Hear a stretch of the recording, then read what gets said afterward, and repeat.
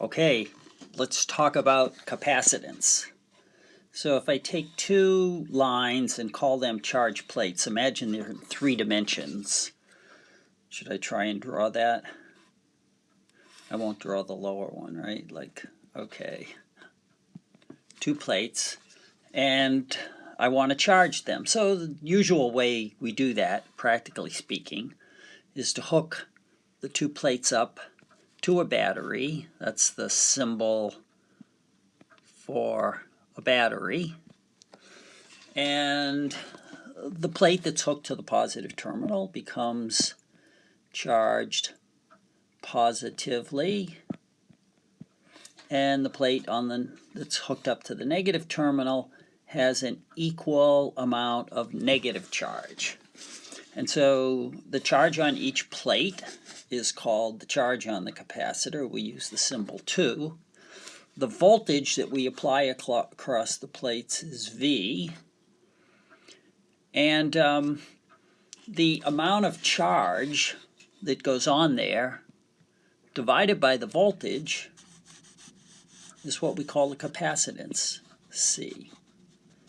That's the ability of this device, these 2 plates, to hold charge. In other words, a bigger capacitor for the same battery would have more charge, more capacity, more capacitance. So this is our definition of capacitance. Now, what does the amount of capacity depend on? Well, kind of like a cup, it depends on the size. So since we're charging each plate, it's the area of the plates. So this is a question of what does the capacitance depend on? Notice what I'm saying. Capacitance is defined as the charge per unit volt. But if I change the voltage, the charge changes. I don't change the capacitance. I don't change the device's ability to hold charge unless I change its physical features. So what are they? If I make the area of the plates bigger, I'll have more capacitance. If I double the area, I'll double the capacitance. The other thing that's important is the space between the plates D, and for reasons I'm not going to dwell on right now, it depends inversely on the D. In other words, if I move the plates further apart, it will be harder to fill them with charge. It'll take more voltage to get more charge on them. Okay, the other thing that depends on is what I put between the plates. And so if I just have a vacuum, then the capacitance, there'll be no change to the capacitance. And air is pretty much like a vacuum, but if I put certain materials between there, I can increase the capacitance. And the amount that I increase the capacitance by, depending on the material, is called the dielectric constant of the material. Dielectric constant. And that's kappa. It's not a K, it's a kappa, a Greek K.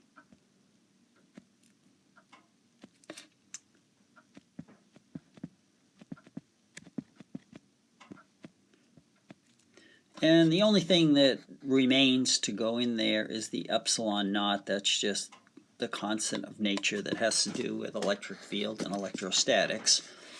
So there you have the equation of what a capacitance, a simple parallel plate capacitor, depends on. So if you're asked a question where it says, what is capacitance? You want to write this equation down and say that this is the definition of capacitance. And mention that it has units of coulombs per volt, but that has a name. It's a farad or capital F. if there's a question, what does the capacitance of a parallel plate capacitor depend on? These are the physical factors that it depends on, and there's three of them. The area of the plates. This is for a situation where the two plates are equal in area. The distance between the plates, inversely, and the material between the plates. So dielectric constants can vary anywhere from, in a vacuum, it's a 1. In air, it's almost 1. We just use 1. And it can go to very high numbers. There are tables that you can look up that tell you the dielectric constant of different materials. Okay, I put that away. Now the next thing is, if we have the two plates, and I'm just going to draw single lines, and we want to charge them, when they're charged, they store energy. And that energy, we'll call it U. Remember, U is potential energy. Don't forget that. And we'll call it UC, the energy stored on a capacitor. And let's think about in what sense this has energy. So if we take the two plates uncharged, and I just imagine myself, just think of this unrealistic example, but that we're going to charge it physically by taking positive charges off the lower plate and moving them to the upper plate. One by one, moving positive charges from the lower plate to the upper plate. And every time I take a positive charge off the lower plate, the upper plate, the lower plate becomes missing a positive charge or negative. So I'll move one charge across. I'll put the charges on, whoops, wrong item. Put a charge here. That leaves a negative, whoops, not writing, negative charge there. Don't be confused by the drawing. These charges should be thought of as being right on the surface. So when I move the first charge across, there's no electric field, there's no charge on the plate. So I can move that, I don't really have to do any work. But now when I take a second charge, there's an electric field, right, going down. And when I move that next charge across, I have to do some work. And the work I do, the potential energy, is going to be equal to the work that I do to charge it. And the work I do to charge it is going to be the charge times the voltage. Well, in this case, when I take the second charge and move it across, the voltage is small. It's like just a little bit more than 0. And then the next charge I move across, the voltage is increasing. And supposing I charge this all the way to 6 volts, then it gets harder and harder to move those positive charges across.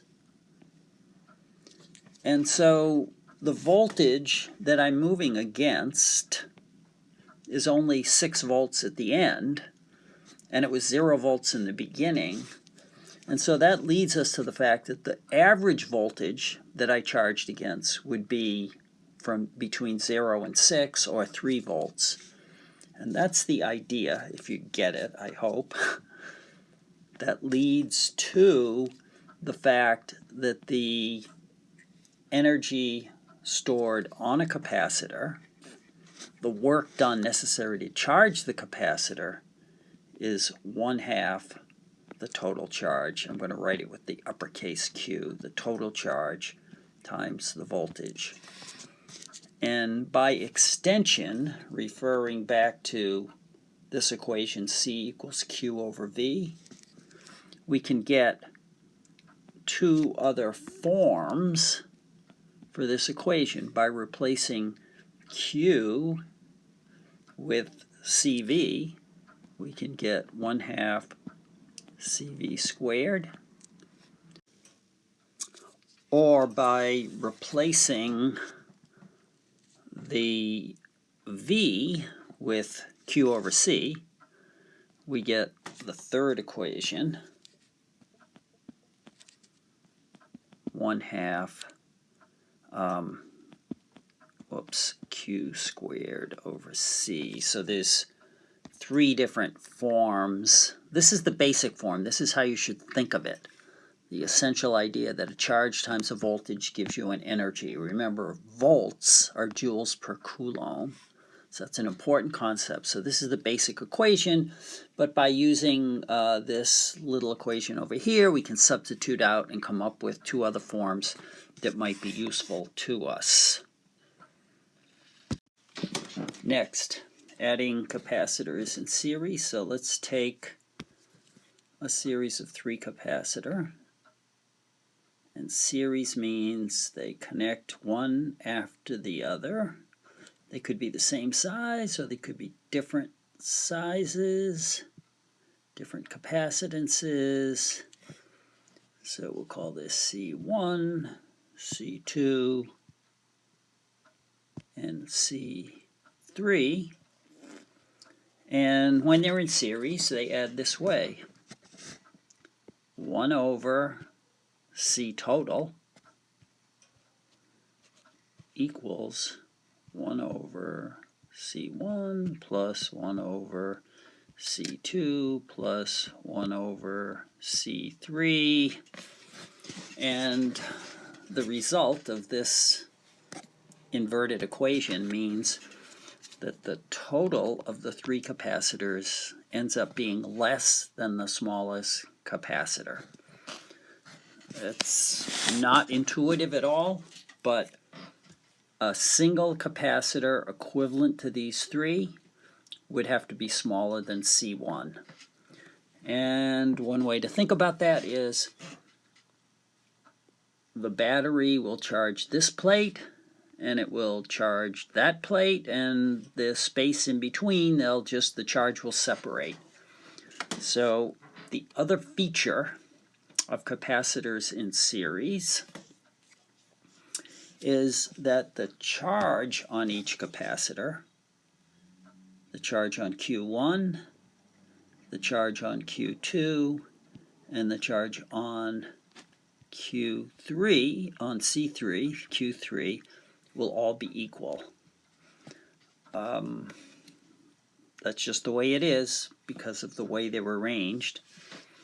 In terms of the voltages, though, if we think about the voltage across the 3, supposing it's 6 volts, then the voltage across each one has to add up to 6, and so the voltage across each capacitor is going to divide, and that means that for capacitors in series, you have this equation that V1 plus V2 plus V3 must equal the total across all 3 capacitors.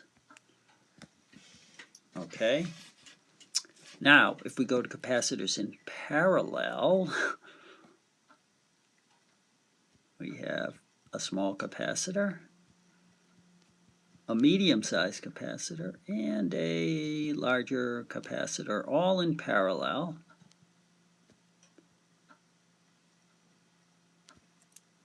And those are the 2 lines that will lead to the battery. And notice that when the positive charges come in here, they can independently go through the junction to each plate, and when the charges leave here. So each capacitor, C1, C2, and C3, can be independently charged, and thus that leads to the equation for capacitors in parallel, that C total equals C1 plus C2 plus C3. So if the capacitors are a 1, 2, and a 3, the total will be 6. Whereas here, if you had a 1, 2, and a 3, the total would be less than 1. In this case, since the charge goes independently to each capacitor plate, the charges can be different, but the voltage between here and here is going to be the same as the voltage between any of those 2 points or across each plate. So that leads to these equations.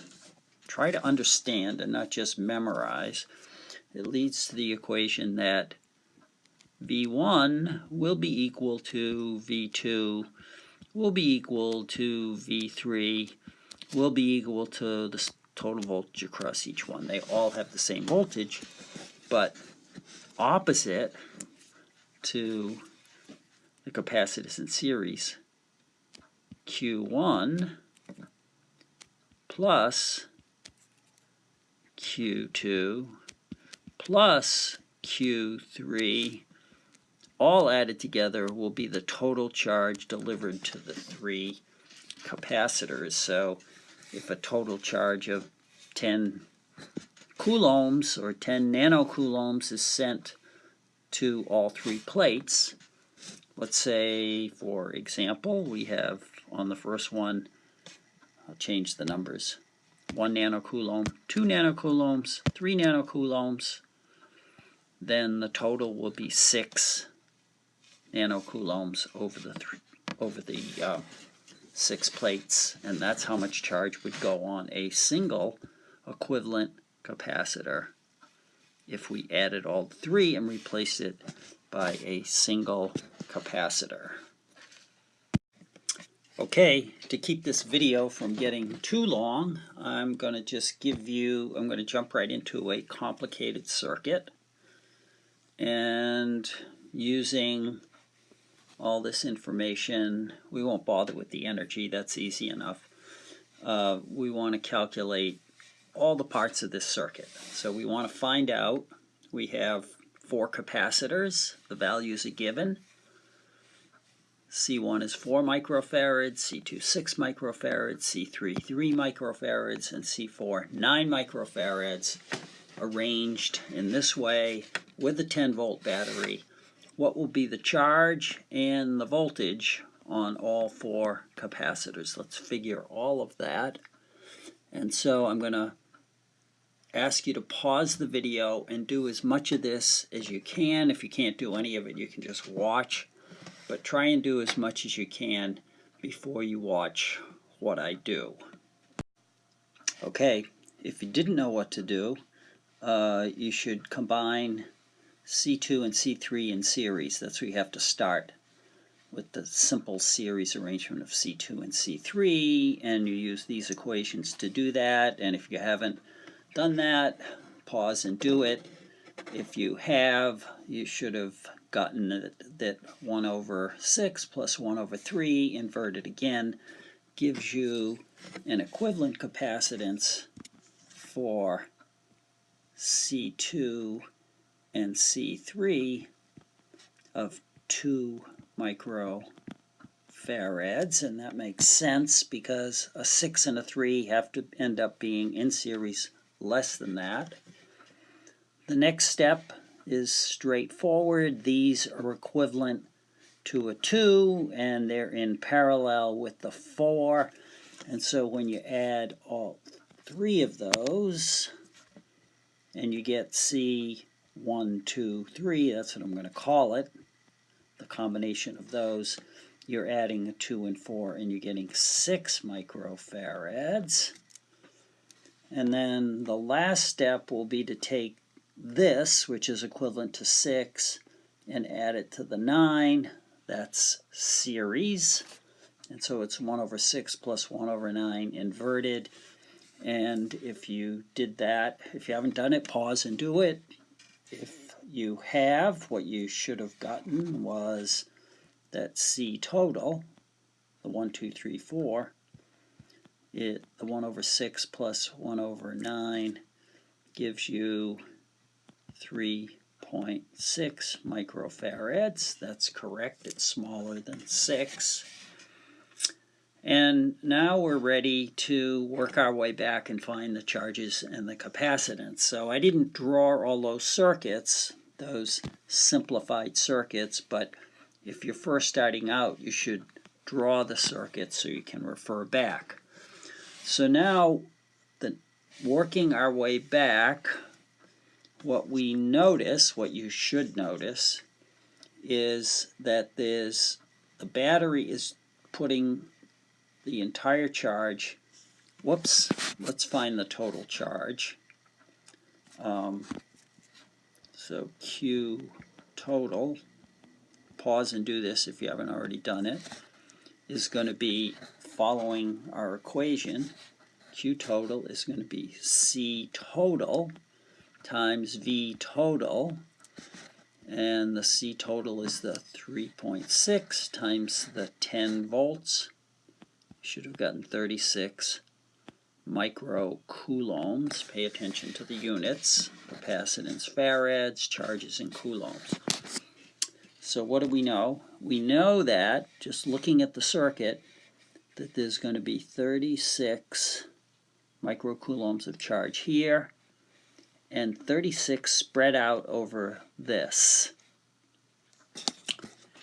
So what we want to do is we want to find, since we know the charge on this, I hope you see that, it all has to be on that, we can find the voltage here. So the next step would be find the voltage on 4, and the way that would look is the voltage on 4 is what? Look at your equation. It's going to be the charge on 4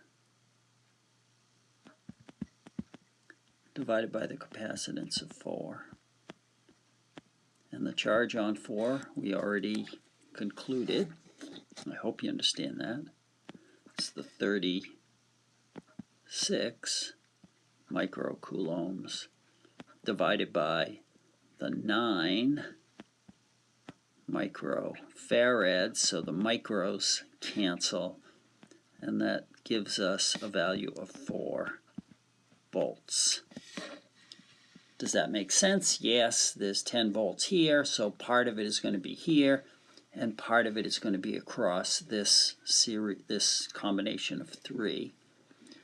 So by subtraction, we could jump to the conclusion that if there's 4 volts here, that there's going to be 6 volts across here, but let's just check that. What we have is the voltage across, the voltage across those 3, so I'm going to call that the voltage across 1, 2, 3, will be the charge on those 3 together divided by the capacitance of those 3 together, and that's why we want to remember what that is. So the charge, of course, are you lost? The charge on here is 36, so the charge on these have to be 36 because this whole thing is in series. Okay, so the charge is 36, and the capacitance of these 3, did we write it down? Yes. The capacitance of those 3 is 6. So the charge is 36. Oops. 36 what? Microcoulombs divided by 6 microfarads. Again, the micros cancel, and I get 6 volts right. That's what we expected, right? We said if there's 4 volts here, there should be 6 volts there. So now we know there's 6 volts across here. So now we can use that to find the charge on these and these 2. Are you hanging in there? Okay, so let's go. The charge, let's go right to 1. So Q1, pause the video and try and do this. Q1 is going to be what? It's going to be C1 V1 and C1 V1. C1 is 4. V1, they're in parallel, right? So the voltage here is the 6 volts. And so it's 6 times 4, 24 microcoulombs. So notice, don't get lost, if there's 24 microcoulombs on here, and there has to be 36, right, over all of this, because there's 36 here, 36 here. I hope you're not lost. So 36, if there's 24 here, then there has to be, what, 12 here. But let's just check that out. So that's going to be the charge. Let's write it down. The charge on 2 and 3, which they're in series, they're going to be the same, remember that, is going to be the capacitance of 2 and 3, and we did write that down, it's over here too, times the voltage across 2 and 3. And so the capacitance of 2 and 3, look at what we wrote, is 2 microfarads. And the voltage across 2 and 3 together is the 6 volts. So what do we get? It's not going to fit. I'm getting the 12 microcoulombs. Okay, step back, check that, watch. There's 24 here, that's what we calculated. And there's 12 here, so that's the 36 that we have here and here from our original calculation. And the last thing we need to find is, so we have 6 volts across here and 6 volts across here. That has to divide over these two. So the last two things to do is to find V2 and V3, and V2 is going to be Q2 over C2, and remember Q2, Q3 is 12 microcoulombs divided by what? 6 microfarads. That's 2 volts. And similarly, Q3, which is the 12, over C3, which is 3. Look at the, so 12, I'm not going to write the units, over 3 is 4 volts. And so great, it all adds up. 2 volts here, 4 volts here, that's the 6 volts that we have across those. And my gosh, we've solved for everything. Goodbye.